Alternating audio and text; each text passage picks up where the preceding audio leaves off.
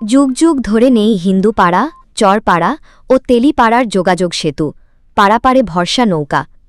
ঈদগাঁও কক্সবাজার থেকে আবু হেনা সাগরের তথ্যচিত্রে দেখুন বিস্তারিত। কক্সবাজারের ঈদগাঁও উপজেলার ইসলামাবাদের হিন্দুপাড়া, চরপাড়া আর জালালাবাদের তেলিপাড়ার মধ্যবর্তী নদীটি পার হয়ে প্রতিদিন যাতায়াত করে প্রায় ১৫-২০ হাজার লোকজন। তাদের পারাপারের একমাত্রই ভরসা একটি মাত্র নৌকা। এলাকাবাসীর অভিযোগ, যুগ যুগ ধরে চলে আসা এ মানুষগুলোর দুর্ভোগ লাঘবে জনগুরুত্বপূর্ণ একটি দাবি, পারাপারের সেতুটি এখনও বাস্তবায়িত হয়নি। দীর্ঘকালেও এটির সফল বাস্তবায়ন না হওয়ায় হতাশ এলাকার বৃহৎ জনগোষ্ঠী। ঐতিহ্যবাহী ঈদগাঁও ফুলেশ্বরী নদীর উপর উপজেলাধীন ইসলামাবাদ ও জালালাবাদ এই দুইটি ইউনিয়নের লোকজনের সুবিধার্থে সেতু নির্মাণের দাবি জানিয়ে আসছে দীর্ঘকাল ধরে।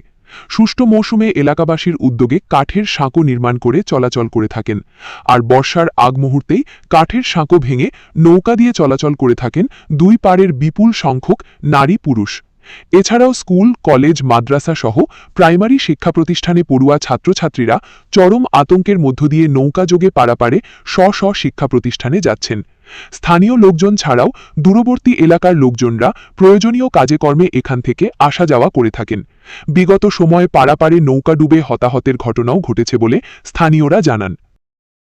অসুস্থ রোগী আনা নেওয়ায় চরমভাবে বেকায়দায় পড়েন এলাকার নারী পুরুষ। ১০ মিনিটের পথ ঘুরে ১ ঘণ্টায়ও আসা সম্ভব হয় না অনেক সময়। স্থানীয় এচারুল হক জানান, শিক্ষার্থী ও এলাকাবাসীর দিকে দৃষ্টি রেখে কক্সবাজারের প্রাণপুরুষ মাননীয় স্বরাষ্ট্রমন্ত্রী সালাউদ্দিন আহমেদ ও কক্সবাজার ৩ আসনের সাংসদ লুৎফর রহমান কাজলের প্রতি বিনীত অনুরোধ, এলাকাবাসীর প্রাণের দাবি হিন্দুপাড়া, চরপাড়া ও তেলিপাড়া সংযোগ সেতু নির্মাণ করা হোক। এখান থেকে কয়জন লোকজন প্রতিনিয়ত আসা যাওয়া করে? ১,০০০-এর বেশি আসা যাওয়া করে স্কুলের ছাত্রছাত্রী।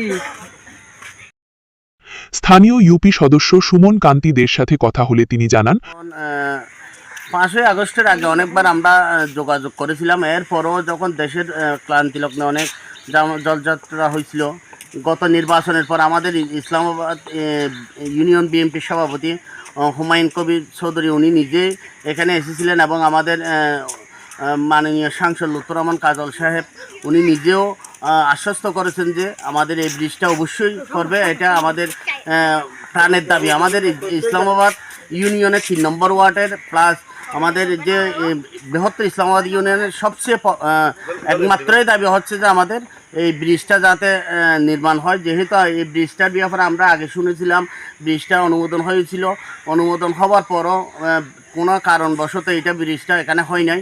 আমরা বর্তমান সাংসদ মহোদয়কে বিনীতভাবে অনুরোধ করব এবং আমরা তাদের সাথে যোগাযোগও করেছি।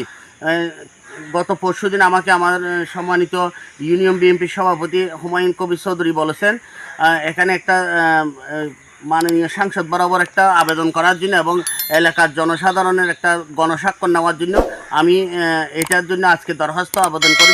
আমি নিজেও ড্রাফট করব, নিজে লেখে এটা গণস্বাক্ষর দেওয়ার জন্য আমাদের এলাকার সব মানুষ কিন্তু প্রস্তুত আছে, যেহেতু এটা সবার জন্য প্রয়োজন।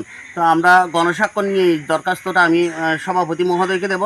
সভাপতি মহোদয় বলছেন যে ৮ তারিখ নাকি মাননীয় সাংসদ ঢাকায় যাবেন। ঢাকায় গেলে যেহেতু ব্রিজটা অনেক বড় ব্রিজ, প্রায় ২০০-২৫০ ফুটের একটা রাস্তা, এটা একটা বড় বাজেটের বিষয়, এটা ঢাকা থেকেই অনুমোদন করতে হবে। আমরা দরখাস্ত এবং গণস্বাক্ষর নিয়ে আমি সভাপতি মহোদয়কে দেব। সভাপতি মহোদয় আমাদেরকে সহ নিয়ে সাংসদ মহোদয়কে ওই দরখাস্তটা দেব। এলাকাবাসীর প্রাণের দাবি ব্রিজটি দ্রুত সময়ে করা হোক। নিউজ ডেস্ক, সারা বাংলা সংবাদ, ঢাকা।